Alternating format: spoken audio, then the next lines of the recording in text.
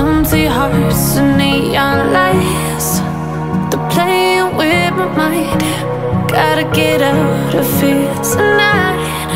Oh, I wanna run off and fly. And I'll tell myself it's fine to be alone, just to find somewhere that finally feels like home. Oh, oh, oh.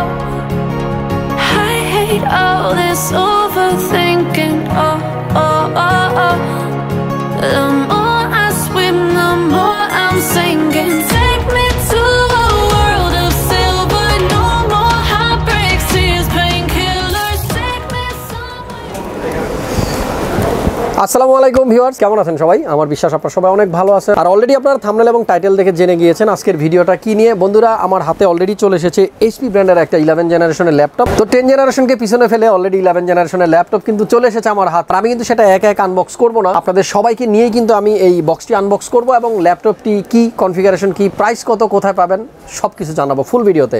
আশা করতেছি আমার সাথেই থাকবেন। আর বন্ধুরা, আপনাদের নিয়েই কিন্তু আমি চেষ্টা করি যখনই আমার কাছে নতুন কোনো ইনফরমেশন আসে, তথ্য প্রযুক্তির একেবারে সর্বশেষ আপডেট কোনো প্রোডাক্ট আমাদের কাছে আসলে আমি সেটা আপনাদের সাথে শেয়ার করে দিই, যাতে করে আপনারা বাসায় বসে অ্যাটলিস্ট আইডিয়া নিতে পারেন যে মার্কেটে বর্তমানে কী কী নতুন পণ্য এসেছে, দাম কত।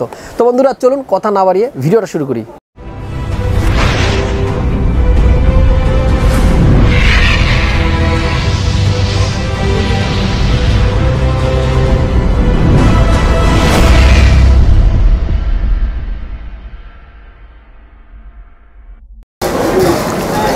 তো প্রথমেই আমরা বক্সটি যদি খুলি, দেখতে পাচ্ছি প্রথমত একটা কেবল পাবো আমরা। এইচপির আরেকটি স্পেশাল দিক আছে, এইচপি কিন্তু সবসময় দুইটা পাওয়ার কেবল প্রোভাইড করে, এটা একটা স্পেশাল জিনিস। আসলে বিষয়টা হলো যে সবার কিন্তু একই টাইপের পাওয়ারের প্লাগটা থাকে না, কারো বাসায় এইটা থাকে, কারো বাসায় এইটা। সো দুইটা পাওয়ার কেবল কিন্তু আমরা পাবো। দেন আমরা একটা অ্যাডাপ্টার পাবো, অ্যাডাপ্টার আছে সুন্দর। এবার শুধু ল্যাপটপটা বের করবো আমরা। তো আসলে আমি কিন্তু একটু এক্সাইটেড, যেহেতু 11 জেনারেশনের ল্যাপটপ, একেবারেই ব্র্যান্ড নিউ। আর এটা আজকেই কিন্তু লঞ্চিং হলো বন্ধুরা। আমি কিন্তু অলরেডি আপনাদেরকে ইন্ট্রোতে দেখিয়ে দিয়েছি, এটা মাল্টিপ্লানের নিচে কিন্তু অ্যাট ফার্স্ট এটা লঞ্চ করা হলো। আর আমিও কিন্তু চলে আসলাম আপনাদের সাথে একটু শেয়ার করতে। তো বন্ধুরা, ল্যাপটপটা আমি খুলে নিলাম, আপনাদেরকে একটু দেখাই। আসলে প্রথমেই যেটা বলবো যে ল্যাপটপটা হাতে নেওয়ার পরে আমার কাছে যেটা মনে হলো, এটা কিন্তু অত্যন্ত স্লিম এবং বেশ স্টাইলিস্ট। এর আগে যতগুলো ল্যাপটপ আমরা দেখেছি এইচপির, আমার কাছে কিন্তু এটা স্পেশালি একটু বেশি ভালো লেগেছে।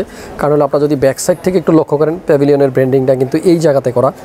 আর আরেকটা জিনিস হলো, ল্যাপটপটা যদি আমি একটু খুলে দেখাই আপনাদেরকে, দেখতে পাচ্ছেন সামনে থেকেও কিন্তু বেশি স্মার্ট, এর লুকিং থেকে শুরু করে সব কিছু। আমি একটু কনফিগারেশনটা বলি, এই ল্যাপটপটাতে আমরা পাবো ইন্টেল কোর i7 এর প্রসেসর। আর আরেকটা জিনিস স্পেশালি, লোগোটার দিকে যদি আমরা একটু তাকাই, 11 জেনারেশনের জন্য কিন্তু একেবারে টোটালি ডিফারেন্ট একটা স্টিকার কিন্তু করেছে ইন্টেল। আর এটা আমার কাছে বেশ ভালো লেগেছে। পাশাপাশি এখানে কিন্তু আমরা একটা ফিঙ্গারপ্রিন্ট দেখতে পাচ্ছি, সো বোঝা যাচ্ছে এটার মধ্যে ফিঙ্গারপ্রিন্ট সেন্সর আছে। আর এখানে কিন্তু আপনারা দেখতে পাচ্ছেন মাইক্রোসফটের অফিস হোম অ্যান্ড স্টুডেন্ট একটা স্টিকার লাগানো আছে। এটার ভিতরে কিন্তু ইনবিল্ট আপনারা অফিসটা পেয়ে যাবেন। আর পাশাপাশি উইন্ডোজ 10-এরও কিন্তু অরিজিনাল একটা ভার্সন তো এই ল্যাপটপটার মধ্যে দেওয়া আছে।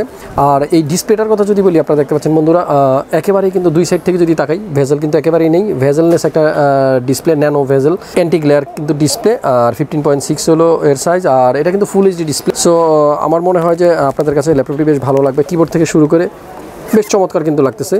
আর একটু ব্যাক সাইডটাও কিন্তু দেখাতে হবে, কারণ হলো ব্যাক সাইডের যে ডিজাইনটা আপনারা দেখতে পাচ্ছেন, স্পিকারের জন্য কিন্তু এই সাইডের ডিজাইন করা আছে।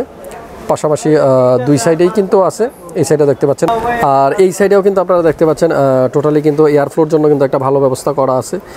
সো আমার কাছে কিন্তু মোটামুটি ল্যাপটপটা বেশ চমৎকার লেগেছে। আসলে আপনারা যদি অনলাইনে সার্চ করেন, অনেকে হয়তো খুঁজে পাবেন না এই ল্যাপটপটার এই স্পেসিফিকেশন সম্বন্ধে, কারণ এটা কিন্তু একেবারেই নতুন। আজকেই কিন্তু এটা লঞ্চ হলো আমাদের বাংলাদেশে ফার্স্ট। আর আমিও কিন্তু আপনাদের জন্য ল্যাপটপটা নিয়ে আসলাম, যাতে রিভিউ করলে আপনারা বুঝতে পারেন যে 11 জেনারেশনের ল্যাপটপ আমাদের দেশে অলরেডি পাওয়া যাচ্ছে। এই ল্যাপটপটার স্পেসিফিকেশন সম্বন্ধে যদি আমি বলি, কোর i7 এর একটা প্রসেসর ইউজ করা হয়েছে। আর এই প্রসেসরের মডেল হলো eg0078tu এটা হলো প্রসেসরের মডেল কোর i7 এর 11 জেনারেশন। পাশাপাশি এটার মধ্যে র্যাম পাবো আমরা 8GB আর SSD পাবো আমরা 512GB 512GB SSD থাকতেছে। এটা কিন্তু ফুল HD IPS ডিসপ্লে আমরা এই ল্যাপটপটাতে পাবো। পাশাপাশি ফিঙ্গারপ্রিন্ট পাবো এবং জেনুইন একটা উইন্ডোজ পাবো, এটার মধ্যে জেনুইন অফিস পাবো। সো আমার মনে হয় বেশ ভালো কিন্তু সাড়া ফেলবে এই ল্যাপটপটি। তো এবার আসা যাক প্রাইসে, আসলে এই ল্যাপটপটার প্রাইস কীরকম হতে পারে, যদিও এখনও পর্যন্ত আমাদেরকে এটার প্রাইসিং সম্বন্ধে জানানো হয়নি, তবে আমি একটা ধারণা দিয়ে দিই।